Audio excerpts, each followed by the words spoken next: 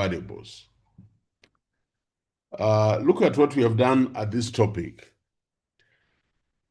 I should be able to see what are you chasing to manipulate in your study. But more importantly, I don't want a topic that is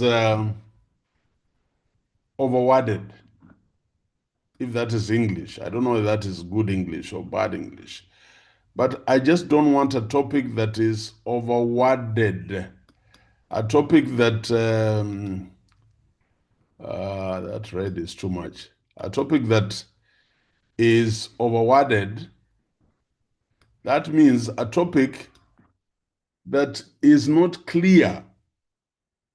Nobody knows what the topic is talking about. So I told all of you, and I want to repeat here, that we shall not do that in my class. So your topic will be between 11 and 13 words. So we looked at the topic, and I want to start receiving. I think we have looked at some, but I want to start receiving your topics and looking at them and farming them up to say, yes, this looks reasonable, you can go on.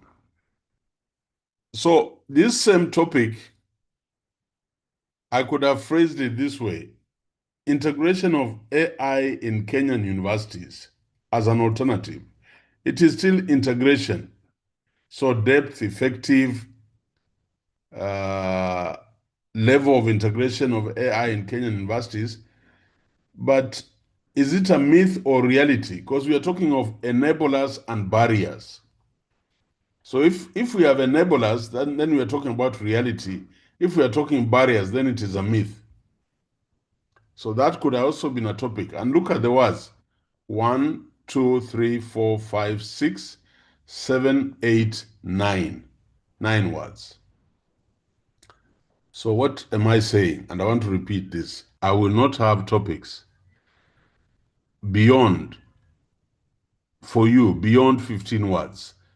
But I'll be very excited when I see my student is able to give me a topic just under 13 words. So we must now, by now, all of us must have a topic. Then last time we looked at the background to the problem. This is actually introduction to the background of the problem. And I gave you the details using this example of what I expect: the opening statement. I want to see very brief literature on AI in higher education globally, then in the context of sub-Saharan Africa, and why are we doing AI? What is the potential for AI in sub-Saharan African higher education institutions? What is the current state of adoption? So you must package. I must read your introduction and begin to see, oh my God, this is a very strong introduction to the background of the problem. So we have done that. And here I gave some examples.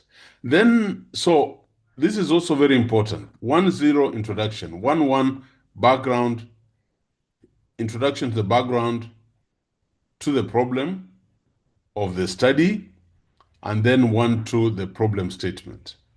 We have spent time. We have said a problem statement must show us the manifestation of the problem. We want to call it the visibility of the problem.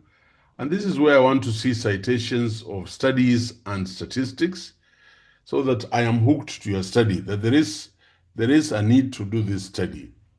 There is a point of stress. There is a point of concern. And you are then going to tell me all the studies surrounding inefficient administrative processes, limited access to quality education, lack of personalized learning, inadequate research capacity.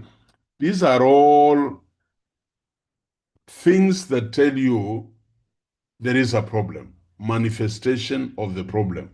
And you do manifestation by citing the studies and also giving us the glaring statistics that could be present.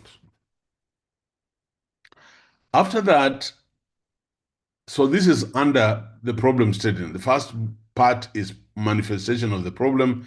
The second part is the problem itself. And the problem itself is actually the so what question. Yeah. So state the core problem the study will address. So like here, the need to understand the factors influencing AI integration in sub-Saharan Africa higher education institutions to promote its responsible and effective use for enhancing educational quality and institutional performance. So what is the problem? So I gave this example. And the example is while the potential of AI to transform sub-Saharan Africa higher education institutions is significant, the integration of AI is hindered by a complex interplay of factors, including limited resources, infrastructure constraints, skills gaps, regulatory challenges, and cultural considerations. So there's a need to understand these factors and develop evidence-based strategies to promote the responsible and effective integration or use of AI in our universities in Africa. So this is the actual problem. Yeah, we are left behind because of these factors. So there is need for us to bring strategies that will make us overcome the hindrances or enhance the enablers so that we can truly be at the center of AI use in the world like other continents. Then you will give the context. These are previous studies. Please look for some studies. Don't ask me how many, just look at studies and say, do they cover these aspects? Do they cover studies around inadequate research, lack of personalized learning, limited access to education, inefficient administrative processes? Do they cover? And do they actually then give me a gap? That's why you're doing this. Like here, for this one. So, context. Briefly review existing research on AI in education, highlighting the limited focus on South Africa, the sub-Saharan Africa. So example is this one now, the context. While there's a growing body of literature on AI in education globally, research on the specific challenges and opportunities in sub-Saharan Africa is limited. Most studies focus on developed countries and may not be directly applicable to the unique context of sub-Saharan Africa higher education institutions. Of course, citing those studies that you'll have encountered. So this is the gap. Why are you doing the problem statement? You want to show us the gap in the study. Identify the gap that this research you're doing aims to fill. And for us, the lack of comprehensive research on the enablers, barriers, and strategies for successful AI integration in universities in Africa, taking into account the specific contextual factors that are mentioned above there. So then you will give us the gap of your study. And it is very important that you bring out the gap because this gap will constitute your research questions. Let me just read this for recapping. To date, there's lack of comprehensive research on the enablers, barriers, and strategies for successful AI integration in sub-Saharan African universities, taking into account the specific contextual factors such as resource constraints, infrastructure limitations, skills gaps, and cultural considerations. So what is your gap? This study aims to address this gap by, and I'm saying specify the gap you are addressing. And examples would be conducting a comprehensive analysis of AI adoption in different sub-Saharan countries, investigating the role of leadership and institutional culture in promoting AI integration, or exploring the ethical implications of AI in sub-Saharan Africa. So now you will have to tell us what exactly would your study be chasing. After you've done that, the problem statement has not ended until you give us the usefulness, the application of the findings to specific audiences. So you must explain how the findings of the study will be valuable to different stakeholders. And we are training you for the PhD program. So don't tell me this research will be useful to policymakers, higher education leaders, faculty, and staff, and then you stop. No, you must tell me how each of them will partake of the findings of your study. So, like policymakers, the findings will inform policy decisions related to AI in education, including resource allocation, regulatory framework, and capacity building initiatives. How about the people, the leaders in higher education? The research will provide practical guidance to higher education leaders on how to develop and implement effective AI strategies that align with the institutional goals and address their specific challenges. How about faculty and staff? The study will offer insights to faculty and staff on how to leverage AI to enhance teaching, learning, and research activities, and so on and so forth. So this paragraph, I know somebody will tell me, Prof, this paragraph on usefulness, on applications, sometimes I call it consumerability. This paragraph reads like the significance in the chapter, and I will say yes, that's the significance. So this significance, this chapter that reads like the significance, will now be expanded when we are doing significance as a section, but most of the material will be the same that is here. That is called stringing or threading the work in a proposal. What I see in your problem statement, I see it in your significance of the study. Just like when you do the gap, some people will say, but isn't this the rationale? And I'll say, yes, this is the rationale. This is the so what question. What happens if you don't do your study? What will be the implications? So we are very clear that to do a solid proposal, a solid thesis, you must demonstrate as a researcher that you can thread certain milestones throughout your document. So I'll see a bit in the introduction to the background of the problem. I'll see it expanded in the problem statement. I'll go to rationale. I'll see it again. I'll go to significance. I'll see this section on usefulness and application. Then last time we looked at the purpose of the study, 1.3. And our chapter 1 will be the same because you have been taught by the same person. And when you are doing your proposal, when you are defending, we shall have the same slides against these sub items.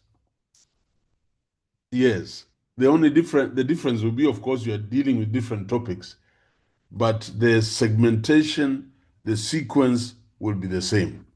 Then there is the purpose.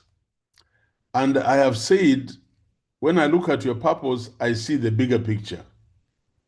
What will this study be all about? But remember, when we go to the purpose, one thing I want to see is the goal of the study, but I also want to see the demographics here. So I want to know who are your participants and where will the study be done. So when we are marking your purpose of the study, we want to see the bigger goal.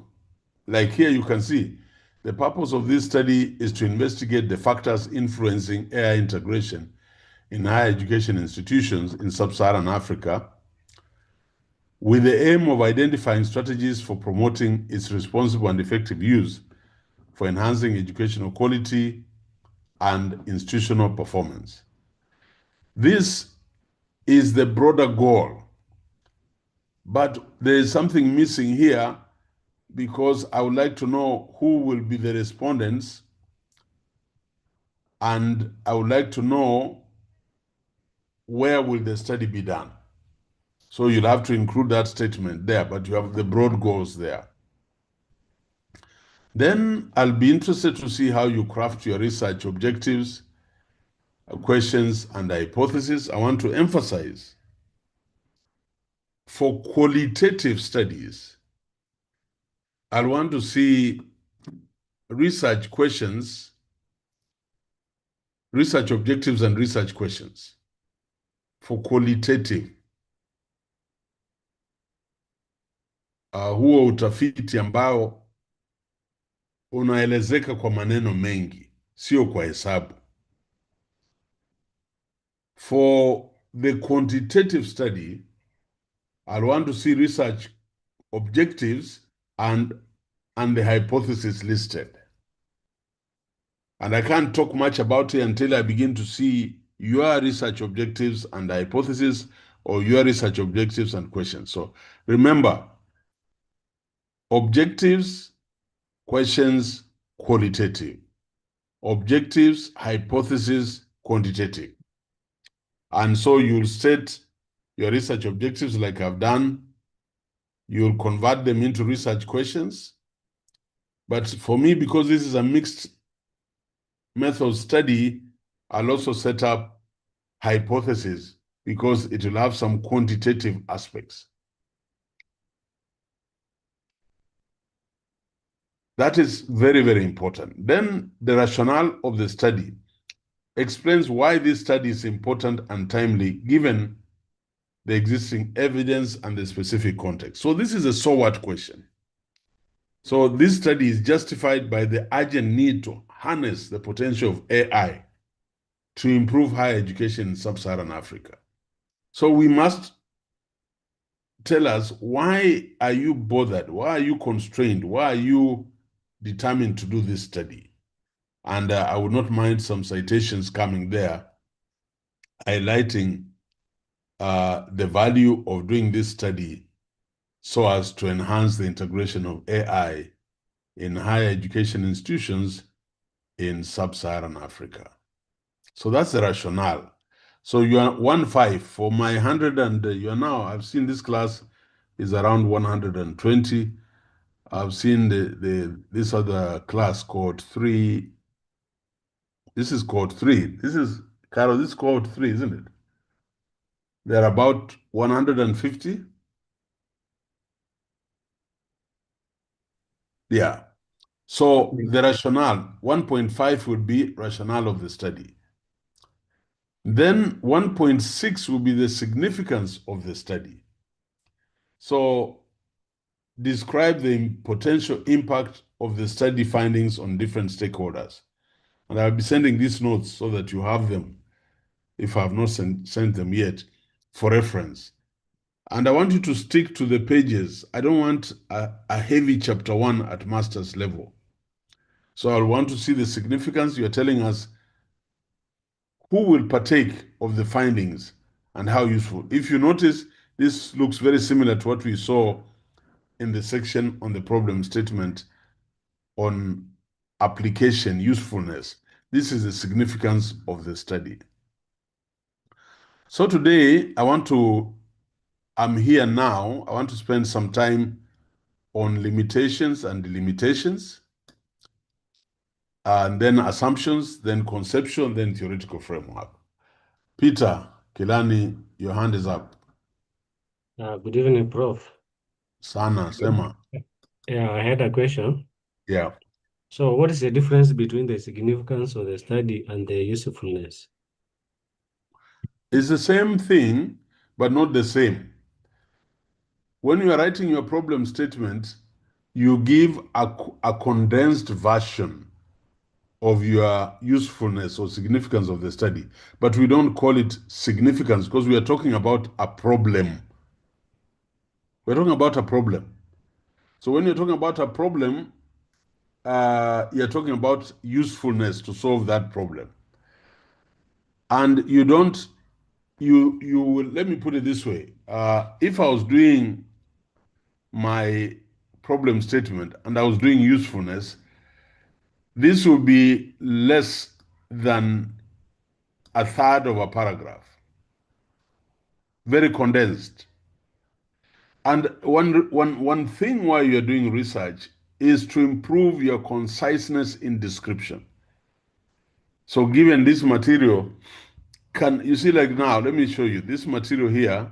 Given this material, this is about 144 words. This is 144 words.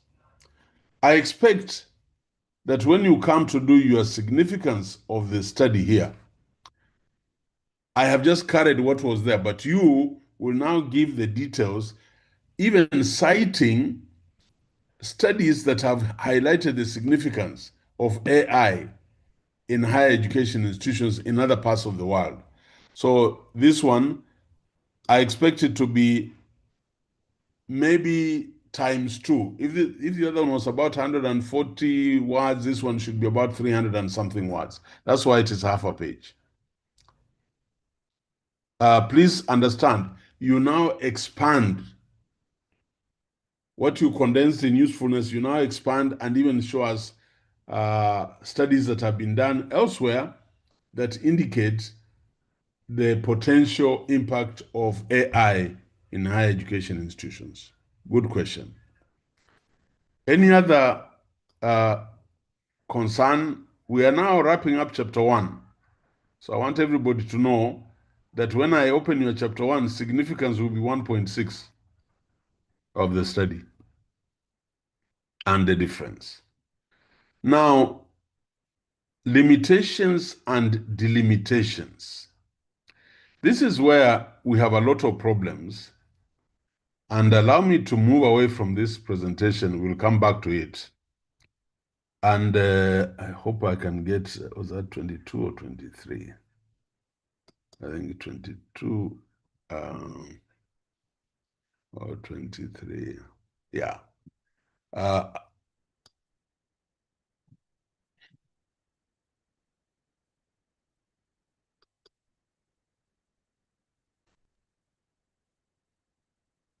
um,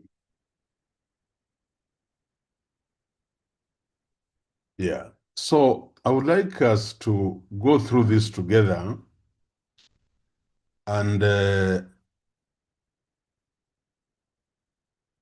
every time in this book, I talk about doctoral students, but you are masters, but it's the same thing. So can I have 4 readers lined up? 4 readers lined up on significance. Akibaya, number 1, number 2. Vincent Obonyo, number 3. Sophie, number 4. Beryl. Let's stop there with those ones first. I haven't asked you how easy the exam was. I hope everybody found it very easy. Multiple choice questions. You should be asking, how can they give us multiple choice and we are doing masters? Yeah. So can we go? Let's go to understanding limitations, and we start with Akibaya. Thank you, Prof. Understanding limitations and delimitations. Objective. Readers will be able to write about the limitations and delimitations of their studies. Introduction. In many years working with doctorate students, I have found that there is still a prevailing confusion Just a minute. Yeah. Just first of all, tell us the objective of us covering this section in our research. Let me blow it up if you are struggling. Yes, Is that please. better? Yeah, increase it. Thank you, Prof. Okay, like that. All right. Is that better? That's much better, asante sana. Mm. Objective, readers will be able to write about the limitation and delimitation of their studies. The introduction. In my many years working with doctoral students, I've found that there is still a prevailing confusion between the terms limitation and delimitations. I have seen this to be the case with both experienced and novice researchers. This is a depth in the research methods class that is required for doctoral students. After all my years of working with and editing the work of doctoral students, there still seems to be a prevailing problem. Just a minute. Yeah, go ahead. Sorry. Yeah. This is a death. Okay. The problem is that most of them do not know the difference between the two terms, limitation and delimitations. They either have never learned the difference between the two terms or have learned alternative definitions that further confuse them. So sad. However, I think I have found a useful definition and examples to help students and researchers understand the differences between the two terms. The outline of the chapter will provide information on the differences between the two terms. First, the chapter will provide clear definitions of a limitation and a delimitation. Second, the chapter will provide some examples of how to use them in a sentence and paragraph. And lastly, the chapter will provide examples of them from journals, chapters, and studies. The definition of limitations. Yeah. Limitations are defined as constraints of your study based on the research methodology and design. Pause. Primarily, Stop. Yes. Everybody in the class, scribble, write that limitations, when we talk about limitations, we are talking about the methodology and the design. That's what limitations are all about. And if that is so, they are going to affect the validity and reliability of your findings.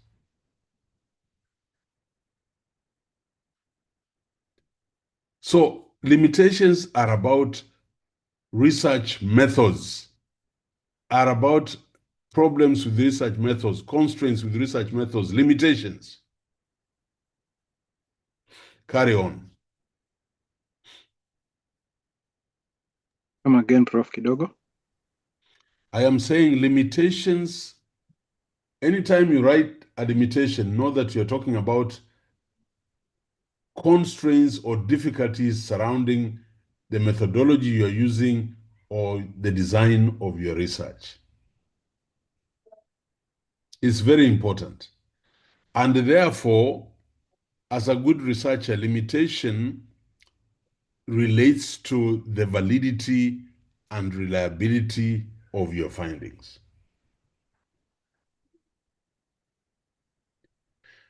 So, and I'll give you an example in the example of AI integration, but for now, this is the theory behind what a limitation is. And it is so important that each one of us knows, for my study, this is a limitation and why it is a limitation. It becomes a limitation because it touches on your methodology and research design. Carry on, Akibaya. primarily, limitations deal with the constraints on the research method, according to Miles and Scott 2017. Limitations are constraints you cannot control in your study, according to Simon and Goes 2013. That is why limitations are often defined as being out of the control of the researcher. Very important, of the researcher. They are out of control, and we shall see a few when we go back to our example. Carry on. However, many students do not know the reason for this definition. A recurring problem with doctoral studies is that they are completely misinformed regarding the true meaning of a limitation. This is confusing to them because of the generic definition of a limitation. The characteristics of a study in which the researcher cannot control the limitations. Yeah. Many dissertations committee chairs are just as confused. This generic definition leaves both the dissertation committee and the doctoral students confused. There is a reason why a researcher has no control over the characteristics of a study.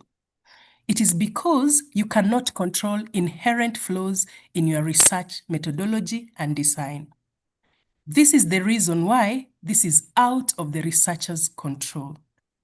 With limitations, your research method and design remain constant. For example, 30 years from now, a researcher who wishes to replicate your study can do so by using the same research method. A further researcher using the same research method will face the same limitations you faced.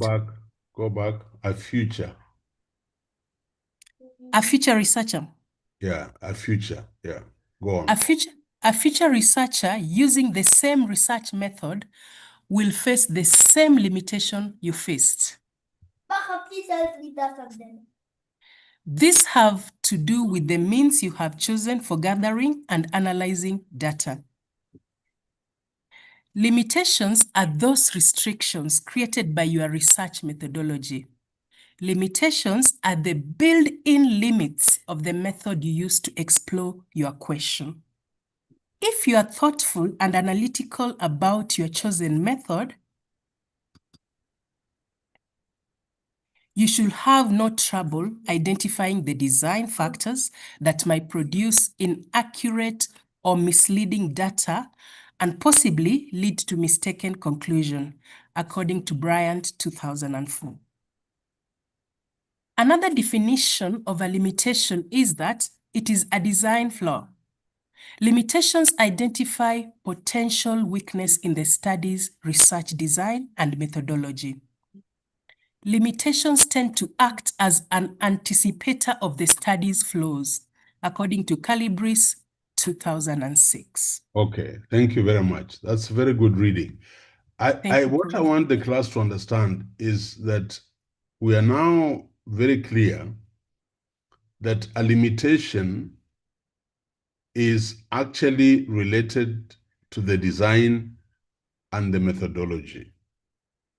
You might have used a methodology that just can't give you the results you're looking for. So you could have used a qualitative approach or a quantitative approach when actually you're supposed to have used a mixed methods approach. That is a limitation. And you can't do anything about it until you change the methodology and the design. And I want you to note that limitations are actually witches, night runners to your study, because they'll never allow you to get the right results. And you have to be very careful and tell us, how will you overcome those limitations as we go on? The next reader, please speak up. Limitations are restrictions in the study over which you have no control. For example, your study may be limited to a narrow segment of the population. You want to study them, but may be limited in the research method you choose to use. Newton and Rootstam, 2007. Further, limitations are constraints outside of the researcher's control and are inherent in the study, which could affect the generalizability of the study of the results. Terrell, 2016. A limitation is a factor that may or will affect the study, but is not under the control of the researcher. In such studies, that use questionnaires, a common limitation is the willingness of the individuals to respond at all, to respond in a timely fashion, and to respond accurately. Limitations are important for the possible effects that they may have on the outcomes of the study, and they are not controlled by the researcher. Limitations typically surface as variables that cannot be controlled by the researcher, but may limit or affect the outcome of the study. Limitations can become a problem for students if they are not specified. Mauch and Park, 2003. When a researcher discusses limitations, they are discussing the possible and real weaknesses of their research design. Limitations described by the researcher are those that may or did affect the study's validity or findings. The limitations tend to address the researcher's awareness of the shortcomings in their research study and methodological approach to the study, thus adding to the researcher's credibility. Calabrese, 2009. Yeah. Ladies and gentlemen, we will look at examples later, but let me give you an example to illustrate. When you go to Shakahola to interview not the victims, but to interview the community around that church, you are assuming that their pronouncements will be true. But you know, you might get some busybodies there who are waiting for you as a researcher, and they start giving you imagined responses.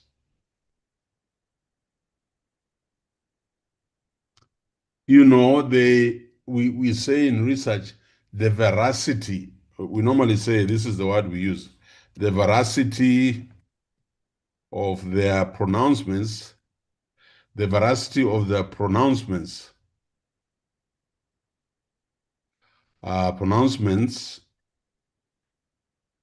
can't be ascertained. Can't be ascertained. Ascertained, I don't know that's the spelling, but the veracity, this one, this is what I'm talking about, and many of you would use this phrase. The veracity of their pronouncements cannot be ascertained. That just simply means the answers they're giving us, we cannot know whether they are true or false. Cannot be ascertained. The veracity of the findings cannot be ascertained. So we cannot tell. But you see, they are responding to our questionnaire. They are responding to our interview schedule. So if they are giving us the wrong answers, surely you, as a researcher, can't do anything, because that relates to the method of data collection. There is an inherent fault in it. These people want to exaggerate. They want to make Shakahola, their village, very popular. They will tell you things that perhaps are not true. So the question you be asked as a researcher is, actually the big question is this: how will you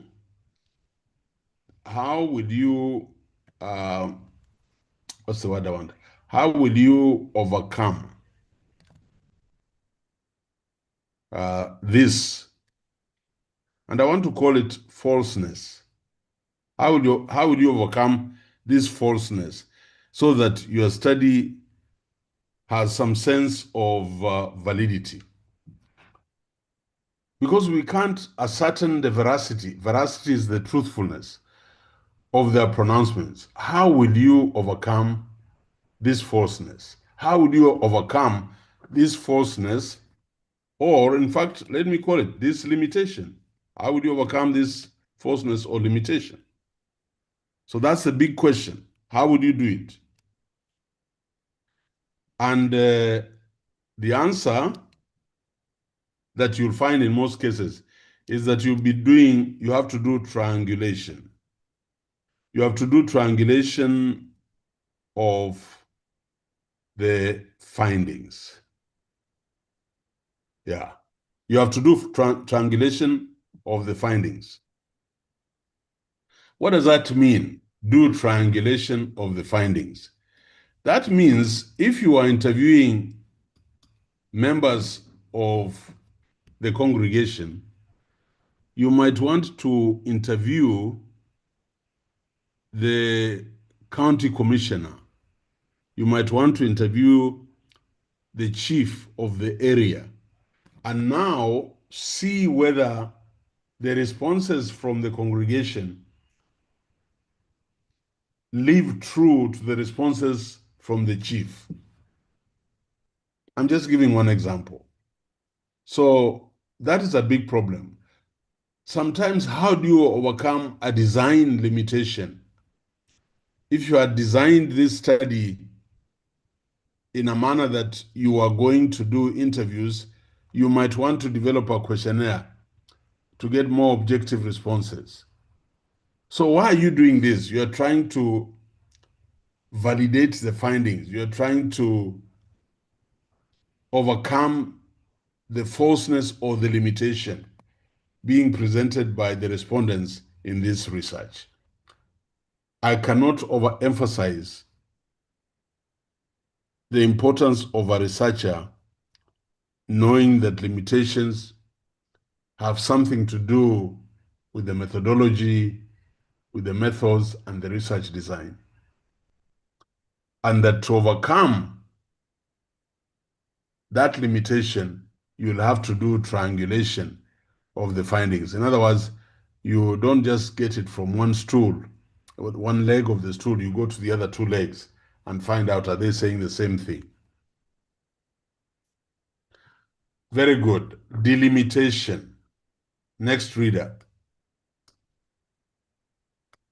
Definition of delimitations. Delimitations are constraints on your study based on population scope. That is according to Miles and Scott 2017. Stop. Think of it. Yeah. So delimitation, everybody in this class, delimitation, we are talking about scope. And it saddens me when I see students have a section on limitation and delimitation, then they have a section on scope. Please read again. Delimitations are constraints on your study based on population scope. According to Miles and Scott 2017. Think of delimitations as the boundaries of your study. Delimitations are defined as chiefly concerned with the scope of the study. Delimitations describe the scope of the study or establish parameters. Delimitations also prevent you from stating that your findings are generalizable to the whole population. Please Another stop. Yes. If a good student of research now should be, when they see that these delimitations prevent me from stating that the findings are generalizable to the whole population, if this be the case, then it means we talk about delimitations when the sample is restricted. Yes. And so delimitation has something to do with the demographics of your study. How many people and who are you going to interview? When you enter school, are you interviewing the teachers or you're interviewing the PTA members, Parents Teachers Association members? When you enter that school, are you interviewing university undergraduate students or master students? When you enter that institution in a medical facility, Are you interviewing cancer patients or you're interviewing diabetic patients? When you enter that hospital facility, are you interviewing the caregivers, the nurses only, or you're also interviewing the medics or doctors in that establishment? So just know that the limitations relate to the scope. Is a population demographic. So when you go to senior secondary, are you going to interview graduate teachers? Or no, not senior secondary, junior secondary. Are you going to interview graduate teachers or you're going to interview P1 teachers? Those are demographics. When you enter that school, are you going to interview teachers in the age cohort of between 30 and 45 or between 25 and 30? That is a delimitation. That is the scope. And I want you to look at delimitations as boundaries that restrict your operational area in terms of demographics such as age, such as population size, such as types of diseases, such as performance in a classroom, etc. Carry on. Another recurring problem that doctoral students have is with misunderstanding the true meaning of delimitation.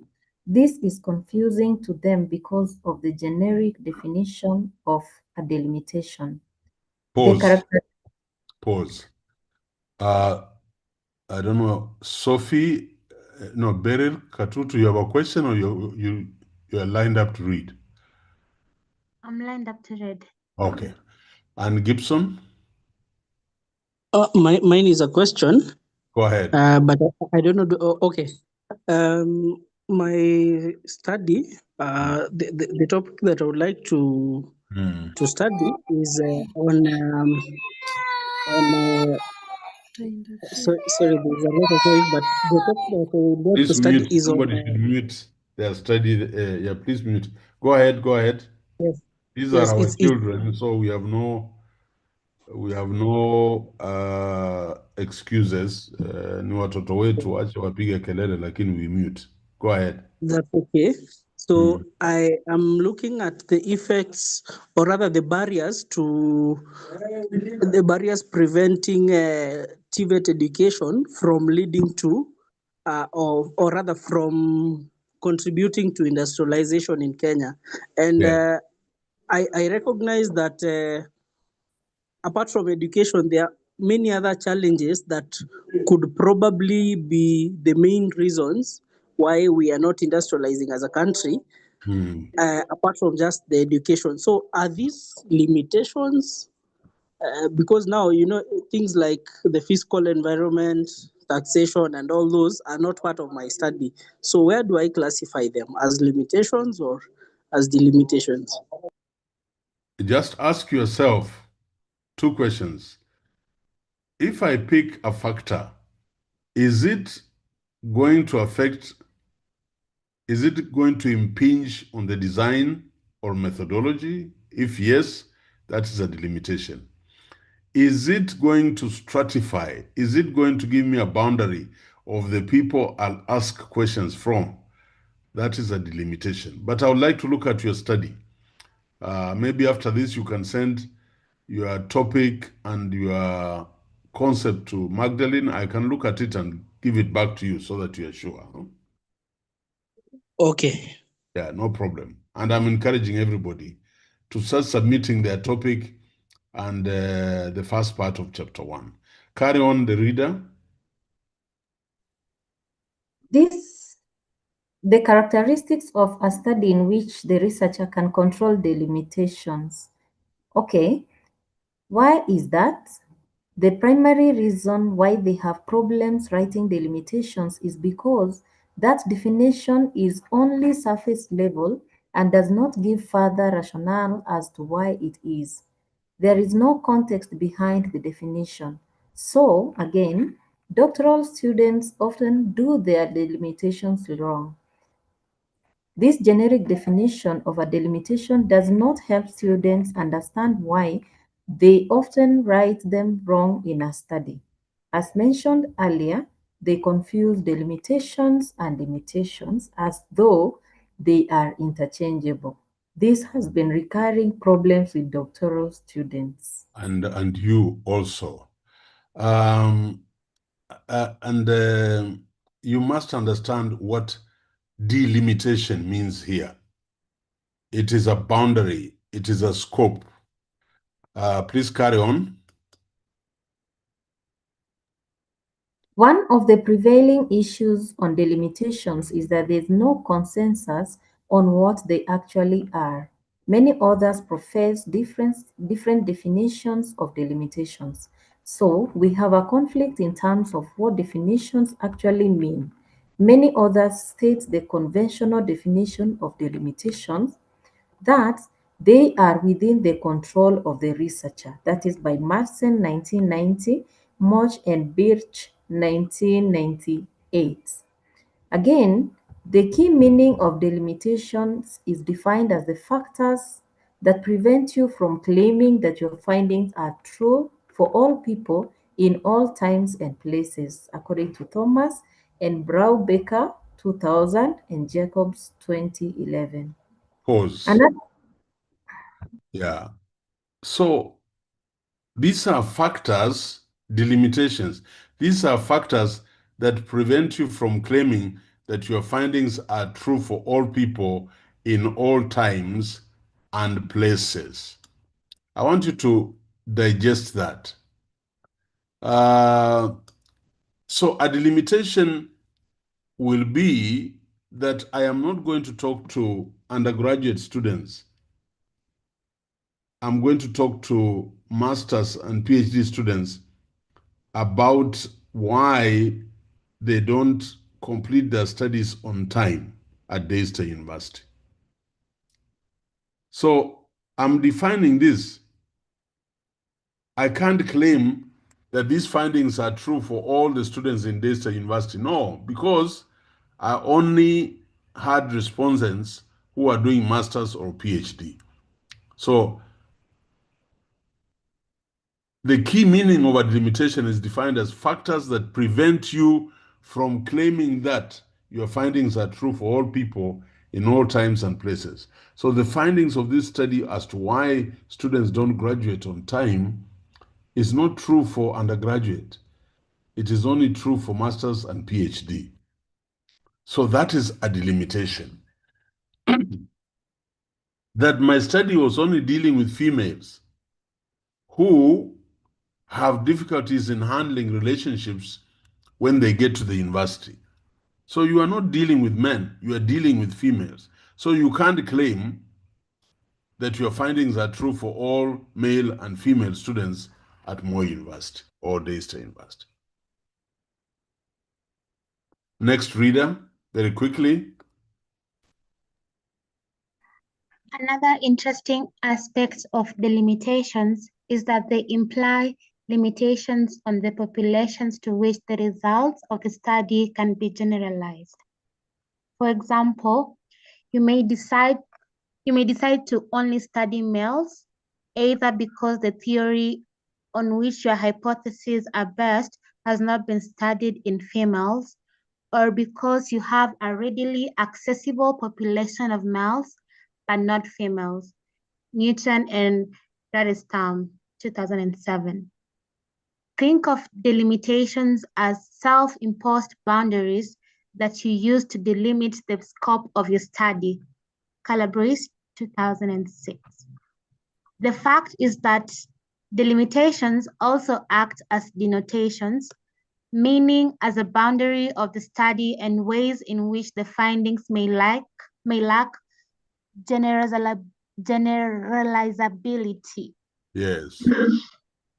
In considering this, you should examine such concerns as the nature and size of the sample, the uniqueness of the setting, the time period during which the study was conducted, and the limitations of the particular method selected. Yes. Glasson, 1998. Now, I hope it is getting clearer. If I'm talking about circumcision among the Luhya people of Western Province of Kenya, I can delimit my study to the Terek people who reside in Nandi and Vihiga County. I am not talking about the Bukusu tribe in Bungoma, but I'm talking about the same phenomenon of circumcision. Given those results, I cannot generalize those results to be true for all circumcision rites among the Luhya people, because I was only dealing with the Terek in Vihiga and Nandi. That stops me from generalizing,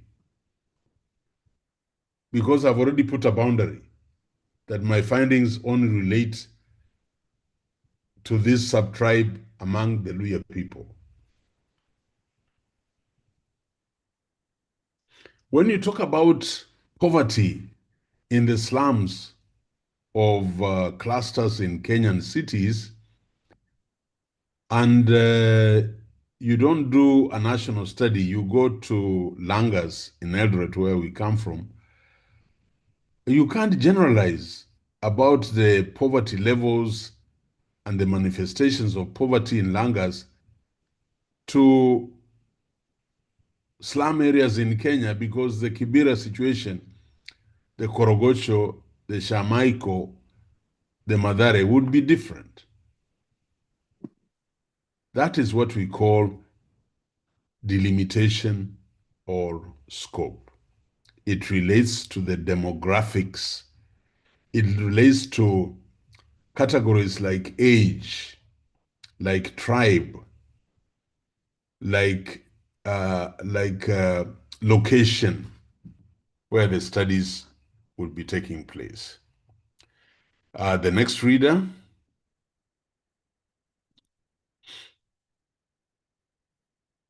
I thought they were lined up. Reader number 4. Prof, that was number 4. Maybe we can have another round of hands Okay. coming up. Let the person come in. I can see hands are raised up. Pick them. Okay, we have Check. Laban, Said, and Lois Okay. in that order. Okay. Delimitations are the factors that prevent you from claiming that your findings are true for all people in all times and places. For a quantitative study, these are the factors that limit generalization. For a qualitative study, these are the factors that limit the relevancy of your study to other populations or individuals. For example, if you study nurses in Oregon, you will not be able to extend your results to nurses in Arkansas. The point is that many quantitative studies gather data at a moment in time. For example, if a researcher 30 years from now would seek to replicate your study, then they would have to decide what factors would get in the way. Delimitations would be those factors. Bryant, 2004. When a researcher uses the term delimitation, it means they will not they will point to how he or she narrowed the study to focus on specific aspects. The researcher will indicate how they will narrow the specific focus of the study by identifying a precise type of research methodology, participant characteristic, context, or research site or phenomenon studied during the research. Calabrese, 2009. And furthermore, delimitations are further limitations actively put in place by a researcher in order to control for factors that might affect the results or to focus more specifically on a problem. Terrell, 2016. Wonderful reading. Thank you. So we are getting it. You know, you can also state your delimitation and say this will be a purely quantitative study, or this will be a case study. You see, that is a delimitation. You have provided a boundary. Or this will be a study involving the generation of Gen Zs living in Buruburu Estate in Nairobi. Next reader, very quickly in the interest of time. Yeah. One strong consideration of a researcher is that the limitations are controlled by the researcher. In some studies, it is common to have a delimitation regarding the size of or nature of the group questioned. The size might be limited to those working in a region. Size may be limited by percentage in a field or sector. The limitations help everyone involved think through the design of the study. The limitations are integral parts of the design because they set boundaries. They tell the readers what will be included, what will be left out, and why. Mouch and Park, 2003. The limitations detail all the aspects of a study that will not be included. This process is exactly one of walling out those segments that are beyond the scope and purpose of the study. The limitations inform readers in a given subject area to hold certain basic expectations. Readers may want to know A, about the criteria for determining the scope of the study, B, what sources will be used to determine the salient background of the target population, C, whether gender differences are important, and D, how you define significant others, to list just a few. However, while the limitations will inform readers what not to expect, you should note that you cannot use the section arbitrarily. Furthermore, you cannot exclude those aspects that are somehow difficult to research. You cannot narrow the breadth of the study for your convenience. You cannot use the limitations to exclude logical and credible expectations. Webster, 1998A. Thank you. Stop. Very good reading. Thank you. And I hope we are getting to what I want us to understand about our delimitations. And it is so important. So let us note that delimitations are about walling out, but you can't wall out everything until you have nothing to study. Next reader. Lois, thank you for the opportunity. Yeah. You should use delimitations carefully and conservatively. The following are delimitations typical of many research studies. A, exclusions related to gender differences. B, exclusions related to socioeconomic backgrounds. C, absence of concern for the size of cities, organizations, utility, districts, or school districts studied. And D, exclusions related to years, training, or experience. That is according to Webster, 1998B. When I work with doctoral students. Just hold on. So please note this. When these writings come to you, please note this. This is very, very important.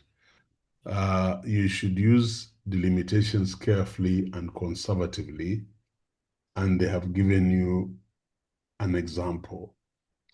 The following are the limitations typical of many research questions: exclusions related to gender differences, related to socioeconomic background, related to academic qualification, and so on and so forth.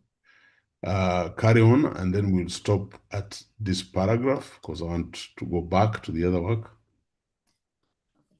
When I work with doctoral students, I usually have them list 4 categories of delimitations that set the parameters of the study.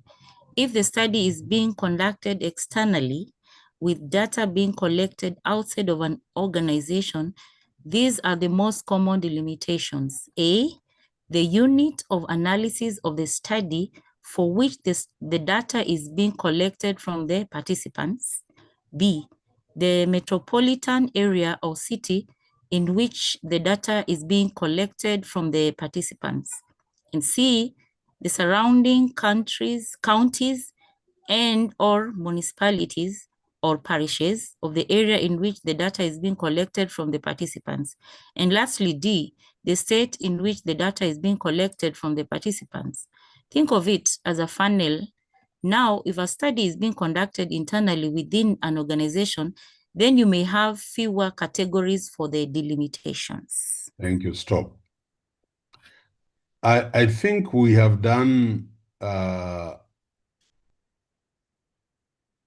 adequate justice to what a delimitation and a limitation is. And now the challenge will be for you to be able to write for me a strong section dealing with delimitations and limitations. So now it's really your job, having done that. Now, what is very, very important is you must go to your class text. You must go to your class text and reread these notes. Don't try to write your chapter 1 without adequate reading. So you go to your chapter 1 and your chapter in the book and read these aspects of delimitation and limitations adequately. I'll also want you to read assumptions. What are assumptions of the study? Again, from your class text. And remember, it is the class text gives you more detail of what assumptions are and gives you examples. So before you write your chapter 1, you have to go to the class text and go over the notes. So we have agreed 1.7 will be limitations and delimitations. 1.8 will be assumptions. 1.9 will be operational definitions. I'm going to talk about those shortly. 1.10 will be theoretical and conceptual framework. We had mentioned them. We will meet them in detail in our chapter 2, the literature review, which I'll be covering next week. So I want you to look at this example. And the next read, then yes, the next reader, we have now gone back to the AI example. Pick that from here, limitations and delimitations. Limitations and delimitations. And this should take approximately half a page. Limitations. Acknowledge the potential weaknesses of the study, such as, example, this study may be limited by its reliance on specified data collection method, e.g., case studies, surveys, which may be subject to biases, such as selection bias or response bias. Example 2, the findings may not be generalizable to all sub-Saharan Africa countries, as the study will focus on a selected number of countries. Example 3, the study may not be able to capture all of the complex factors that influence AI integration due to the dynamic nature of the technology and the rapid changing context of Sub-Saharan Africa higher education institutions. Delimitations. They define the boundaries of the study, such as, example 1, this study will focus on investigating the integration of AI in specified areas of focus, e.g., teaching and learning, research, administration within higher education institutions in, then specify the countries. Example 2, the study will primarily focus on the perspectives of specified stakeholders, e.g., university leaders, faculty, or IT staff. Very good. Pause there. This is how you will write your limitation and delimitation. But it is very important when you write your limitation, because it affects the methodology and the research design, you must tell me how you will overcome that limitation. In other words, you must show triangulation. You must collect data in another way so as to ascertain the veracity of their pronouncements, your respondents' pronouncements. And the limitation is scope. So what I want of you, we have gone through all the sections of chapter 1. I'm going to send this document to you as a frame of reference. And then the other important section is assumptions, 1.8. And it is so important that all of us actually get to understand what an assumption is all about. It is so, so important because, again, we have a lot of you who write assumptions that actually want to make me cry. But I want you to note that in your reference, in your class text, you will have to spend time in reading what are assumptions. And you must justify your assumptions, the assumptions you take on. And this is what I'll be looking forward to as we move forward. So briefly here, in this AI illustration, I'll want you to note that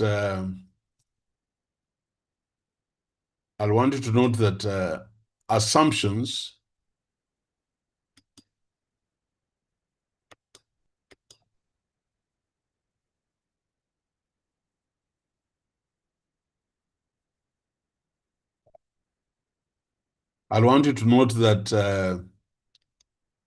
assumptions are very important aspects of your research. And I have had a lot of problems with the students writing this section on assumptions. And so I'm sending you back to your book, your class book, and I expect you to read the assumptions. But let me open this paragraph, this one, to somebody to read for us so that you have an idea. Then we shall go to the example on AI, and then I'll leave you to go to the book. Pick it up. George, are you there? George Kainja was the next reader. George? If he's not there, pick somebody else because of time. Okay, let me read.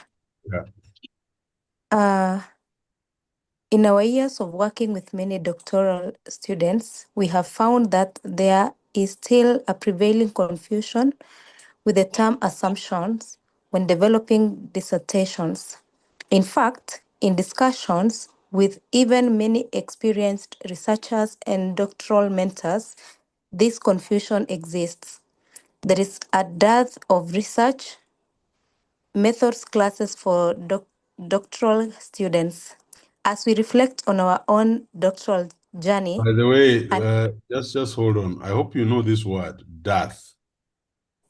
Can somebody tell me what is this word? We have used it. I've seen it come up several times. What does death mean? There's a dearth of research methods. Anne is the teacher, English teacher, Anne. Scarcity. Huh? Scarcity. Scarcity, very good. There is a dearth. There is a scarcity. There is, and am I being fair? Look at the statement. Is it Anne? And look, read us that statement. Then we'll go back to the reader and tell me, am I being fair and why? Or what am I saying? No, this is Juliet. Juliet. There's a dearth of research method classes for doctoral students. What am I saying? There's a scarcity of research methods. Yeah. You know, and sometimes, by the way, sometimes some of you need to count yourself lucky because nobody goes into this detailed teaching for you to understand what is a purpose, what is a research question, what is an objective, what is a hypothesis. Nobody will really make you understand the difference between a delimitation and limitation. That's what we are saying. There's a dearth of research methods, classes for doctoral and even master students. Yeah. So death, sometimes I say, they are saying that there is death or it has died or what. That's how I remember these things. Go on. as we reflect on our own doctoral journey, an in-depth discussion on the implication of assumptions on the research development process is vital to doctoral students.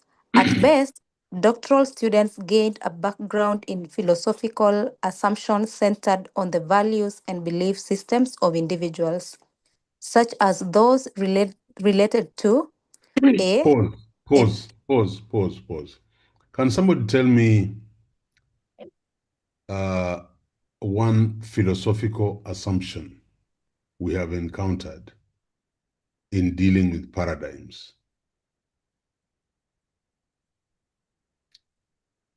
What are the assumptions when you go into research and you're doing your philosophical underpinnings?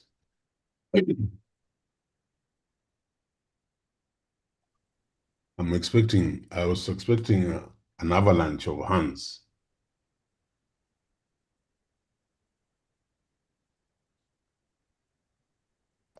Yeah. What are the philosophical paradigms? Yeah, thank you. I've seen some hands raised up. Shaban, do you want to answer? Or is it Jacqueline? Or is it Njao? Or is it Rajab Wanjala? Who wants to say something? Can I try? I try? Yeah, please. Yes? Are you asking about the paradigms? Yeah, I'm asking about the paradigm. Those are, look, at best, doctoral master students in Ayiro's class gained a background in philosophical assumptions. Which are the philosophical assumptions I presented to you as you go into a study?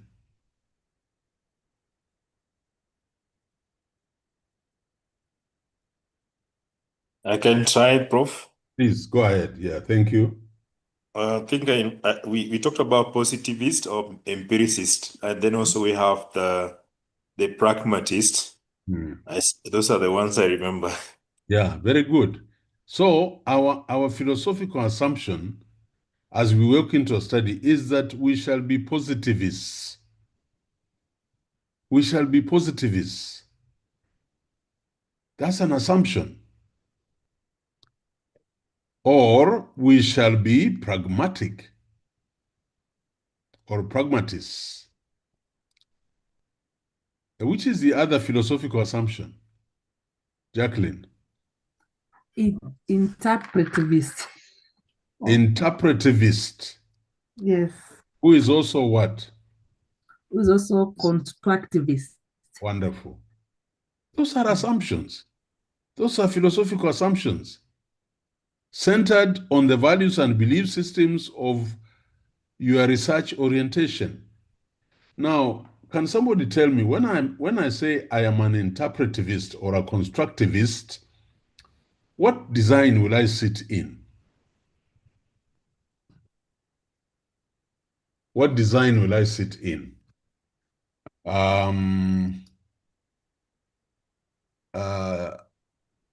Akibaya, what design will I sit in? You'll use qualitative methods. Yeah, I'll use qualitative methods. When I say I am a positivist, which design will I then walk into? These are quantitative. Huh? Who is that? Raja. Who is talking? Yes, Mnachi is talking. Yeah, Munachi. So which one will I walk into? If you're a positivist, you'll use quantitative. You'll be method. quantitative. Yeah. Yes. By the way, those are philosophical assumptions or underpinnings. When I say, I think I'm going to be a pragmatist. You'll use a mixed method. You'll use mixed methods. Yes. Yeah. So you see, assumptions, those are assumptions. So I was saying here, at best, doctoral students gained a background in philosophical assumptions. I expect each one of you to now be sitting pretty, even in pronouncements, centered on the values and belief systems of individuals. So continue reading, whoever was reading. Go back to the sentence, at best. At best, doctoral students gained a background in philosophical assumptions centered on values and belief systems of individuals, such as those related to A.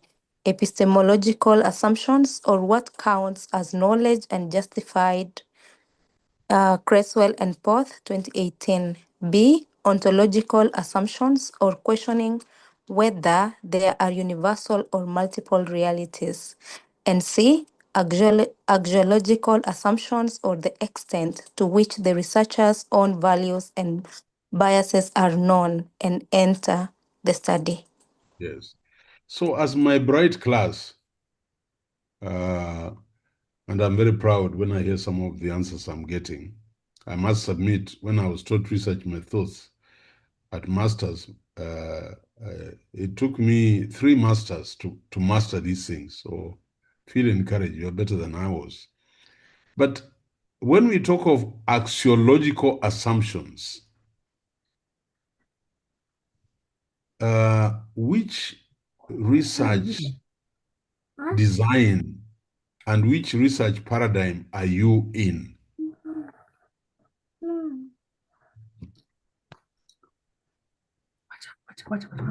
Yeah? I'm asking. Good. Hands are raised up. Alice Kinyua? The constructivism.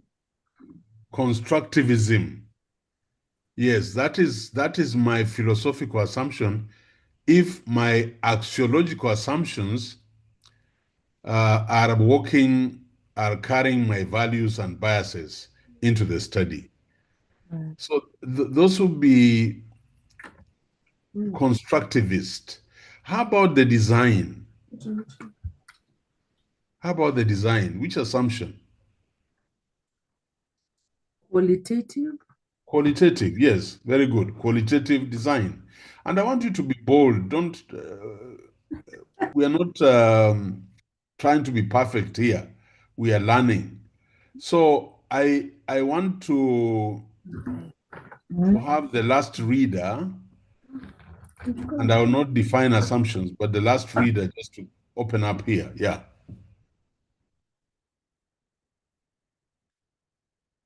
The ones who had Meshach. George, are you there? If not, we can pick Jacqueline Muse. No, I'm there, sorry. Oh, okay. Okay, I George, took go ahead. on unmuting. Go ahead. I read. Yeah. We believe that having a more robust presentation of information on the topic of assumptions, as well as providing examples from journal articles and studies, will help doctoral students and even experienced researchers and doctoral mentors to become more astute as they investigate, examine, or explore problems requiring research and comprehensive findings that improve decision-making among researchers and other stakeholders. Therefore, the purpose of this chapter is to provide a framework for the presentation of information that defines or clarifies A, what is meant by the term assumption when developing research proposals or reports, B, making and justifying assumptions, C, assumptions in qualitative research, D, the general types of assumptions, E, the statement grid for assumptions, and F, the significance of participant bias on assumptions. All right, thank you very much.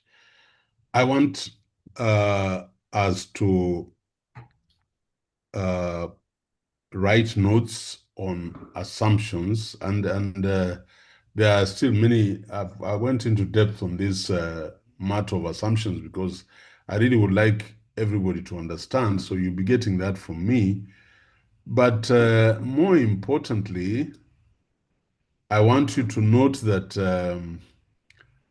you are supposed to do your chapter 1. You're supposed to do your chapter 1 and be able to tell us all the sections of that chapter 1, because now we are closing that area. So I would like to see all the sections on chapter 1 come out very clearly, and we are all ready to go. I know we still have a bit of cleaning on variables. I'm going to get into that when we start, before I get into your chapter 2. But that will only happen when I have seen your chapter 1 formulated. So I want to give you 1 week between now and next week. Next week I'm very busy, by the way. That week, Thursday, we'll not have a class because we have graduation on Friday. But you have work now. I'll want you to work on your chapter 1. So we can jump 14th, 15th, 16th. The week of 16th, can I start receiving your chapter 1s? But if you have a topic and you're not sure whether the topic is standing, then I would like you to send it to us. I promise I'll look at it very quickly and send it back to you. Even before you put the introduction to the background to the problem, let me look at it. But if you have finished, you have done the topic, you have done the background to the problem, you have done the problem statement, you have done the purpose, send it. I'll look at it, send it back to you so that you know you are on sure footing. And then after graduation, I'll be on leave, so I'll have time to work on your work. So we'll do literature review before we end the semester. We will not touch chapter 3. We'll do it when we are back in the January semester. I don't want to rush through it. I want to do literature review. Then now, as we jump into next year, everybody has a draft chapter 1 and a draft chapter 2. When we finish chapter 3, you have draft chapter 3, we schedule defenses. That's how we've done it with these cohorts, and it has worked very well. Please, constant reference to your class text. And so I expect that all of you will go through it as you make your chapter 1 solid. But keep sending it to us so that we are able to to also encourage you when we see how you are doing. I want to pause there for questions now, 8 o'clock. Actually, I thought I would do 1 hour, but I've jumped to 2 hours. So, Bishop Polesana. It is well, Prof. It is well, it is well. Okay. Actually, I was thinking if Bishop will actually pick up Saturday now, if because you have a few minutes to finish, and then you just complete the class today. But we had given them actually a form today. Magdalene shared a form for all the topics so that you approve before they start writing the chapter 1. Very so they are good. filling in, and they have until Friday to have completed. Then when Bishop takes over the Saturday class to take them through research, you will have some time to look through their topics as well. That sounds okay. Yeah. Sounds perfect. Anybody Any questions? Yeah, I'm very proud of them, especially I know it takes a lot of PhD students even to understand the paradigms in terms of, but these students are really getting it so fast. I'm so super proud of them. And not just comparing the cohorts, but this is one cohort that they are fast. They are fast and quick. Well done, proud of you. Okay, good. So I better join the rest of my colleagues for dinner, which is at 8. I hope everybody's feeling now focused. Caro, I haven't seen the marks for the exams. Misha, Prof wants to see. We hope everybody did. We had a case of sickness, we had a case of robbery. We were able to handle most of those cases. And so we are hoping that all the 150, just to let you know, Prof, the MS, the leadership are fully registered at about 141 and nursing 12. All of them are all the nursing students are fully registered. So this class should always be about 153 in total. 150. Yes. Okay. 53 if all the registered means everybody, but we might be having 1 or 2 yet to complete the registrations. So we are monitoring the numbers, but as of today, we have 153 fully registered students for this. For this program. So the class, I would like to again retaliate. I am your first supervisor. So I'll ask God to give me the grace to look at your work, chapter 1, chapter 2, chapter 3. Chapter 1 and chapter 2, chapter 3 will bring in the second supervisor, but we will do the theory of chapter 3, package it the way we want. And you should have no problem. How many are graduating by the first cohort out of 51 or 52? Out of course, 55, 5 moved to this second cohort, so we always count 50. One rested, so we had 49. We had 4 cases of sicknesses that they couldn't defend. Then we had 1 case, 2 cases of marital issues, but they have all joined cohort 2, and 1 case of only fail. So those are cases beyond our control, but now all the 42 students, all of them, 100% are graduating. Wow, well, that excites me a lot. So you see, it also gives us encouragement with this class, cohort supervision. So please send in your topics. Don't send them, and we'll try to send them back to you as fast as possible so that you start packaging your chapter 1. That's my commitment. My commitment also is that I'll finish literature review before we close for December holidays. And then in January, we'll get into chapter 3. But now you'll have chapter 1 and chapter 2 as 0 drafts. Caro, I would like to leave. Meshach, I would like to Do you want to address just a few questions so that they are quickly raise? I've not all seen of any you. questions. Okay, so Jackie, say your question. Munachi, say your question. Of course, then VC will respond. So Jackie, or if it's a comment. Somebody has asked whether they can send more than 1 topic. Yes, you can. But I hope you are in one area. I don't want scattered areas. let your pain come from one area. Let us start focusing this early. Yeah. So when they are filling that form, don't fill twice because you'll confuse us with numbers. You must write topic 1, but I think we really minimize because we don't want to give you leeway of everybody sending 100 topics. So write your name and your topic, and the second one, you can't fill twice because it will bring us a lot of problems stressing who has not done. Beryl Katuku has a very interesting question. Does it mean we are doing actual research? Here we don't teach we don't teach research methods and you memorize the notes and pass the exam. No. As we finish the chapter, you write your own.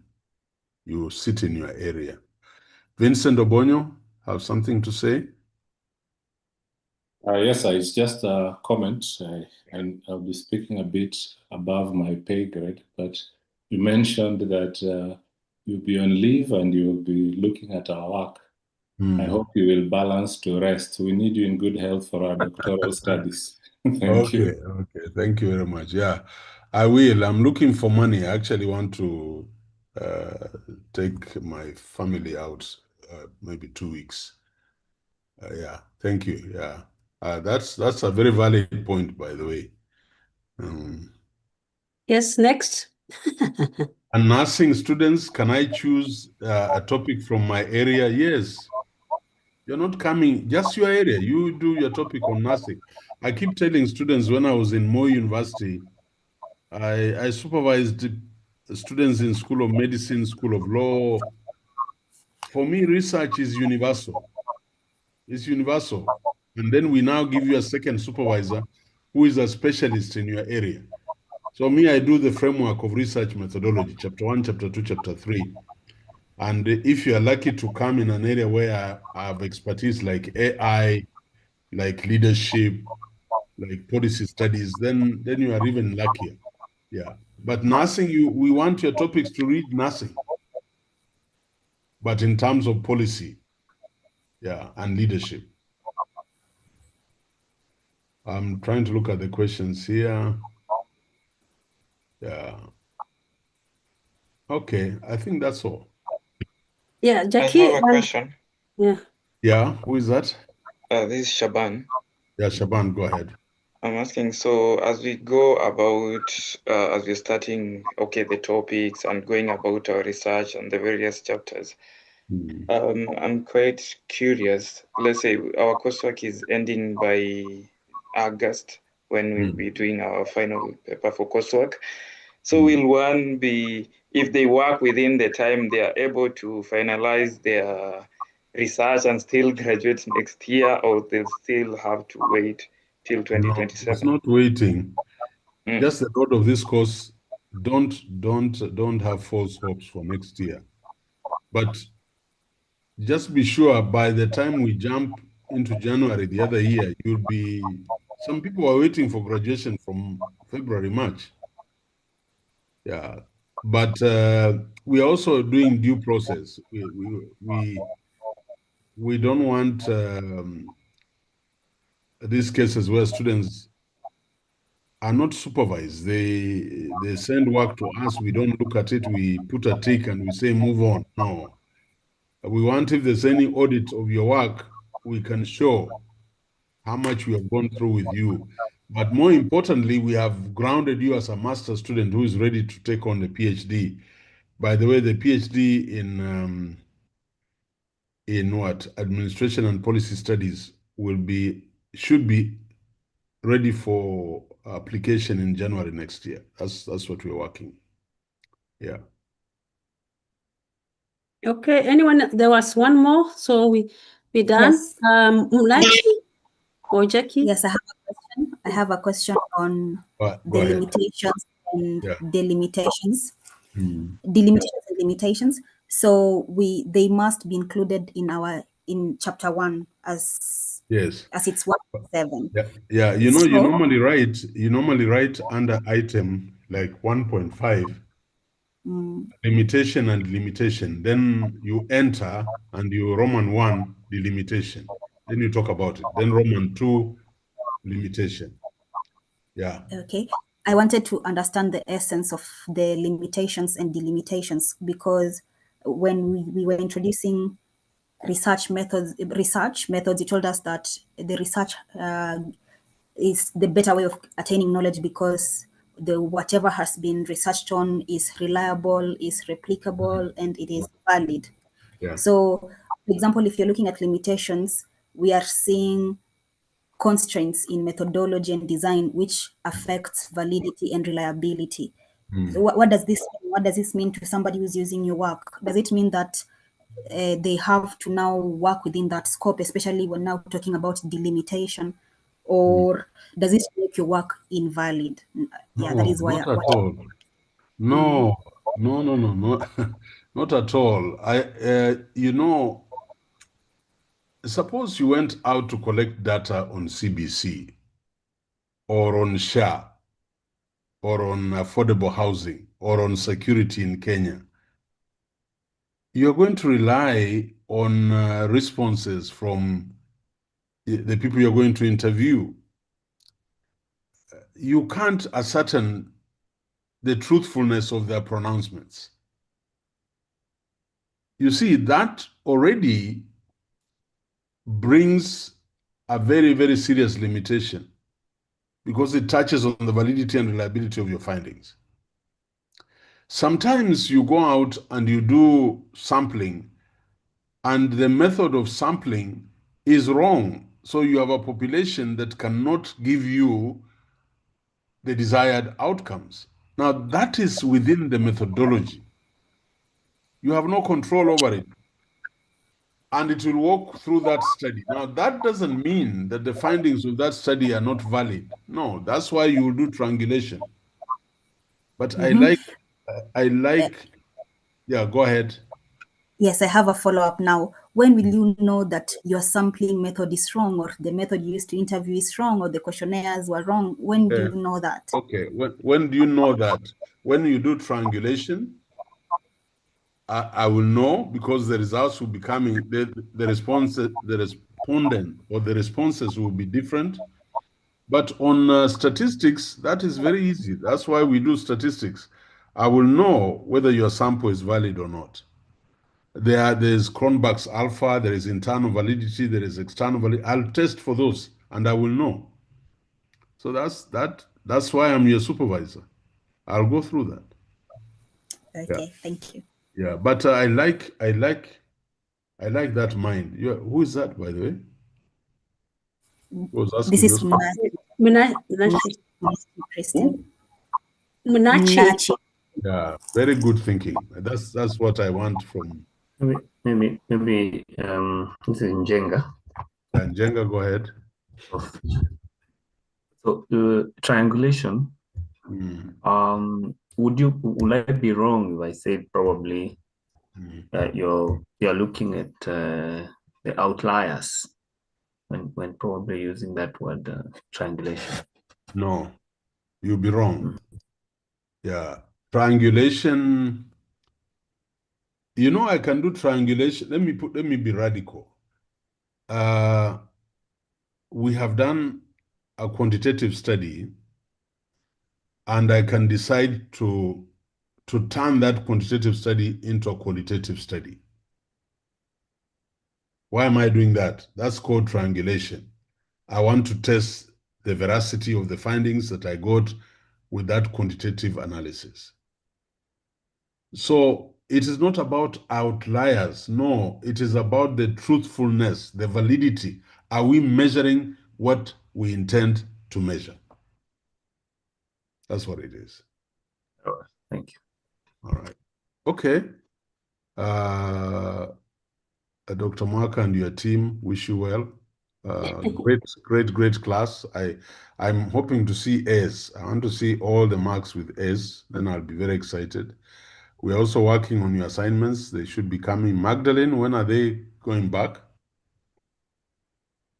The current on the ones that they should be ready this week. By the end of next week, they should have their results. Yeah, and I want them to get this feedback. So because they're looking for A's. By the way, Caro, how many A's did we get? Plain A's last year First cohort, second cohort, there were very few A's, very few plain A's. Yes, yeah. To get an A in this class, you have to get an A. You have to work for it. So I really encourage you. But when you get an A, be sure you might even just go to Spain or you might go to Uganda with the VC. But you see, that's a secret about getting. People like, I don't expect people, I expect people like, what's my brother? Is it Obonyo or who? The one who was talking. Somebody like Obonyo, somebody like Anastasia, somebody like Monica, somebody like Ireri, Irene. These are all very confident people on the screen. Jacqueline, Denge. Why can't you get S plus everybody else? See, I'm giving you a chance to get S. Yeah. This make me happy and add my days on this earth. Thank you very much. God bless. Good night. Bye-bye. Right. Thank you so much, Claire, for the VC as we have you go out. We have sent that out for you people. If you did not finish an assignment, Meshach, ensure that the student give it to you and then forward it to Meshach. You can give it to both what is Magdalene and the upcoming Dr. Nazarene. Actually, they can come through me, all of them, because I already have some so that I can push them to Nazarene.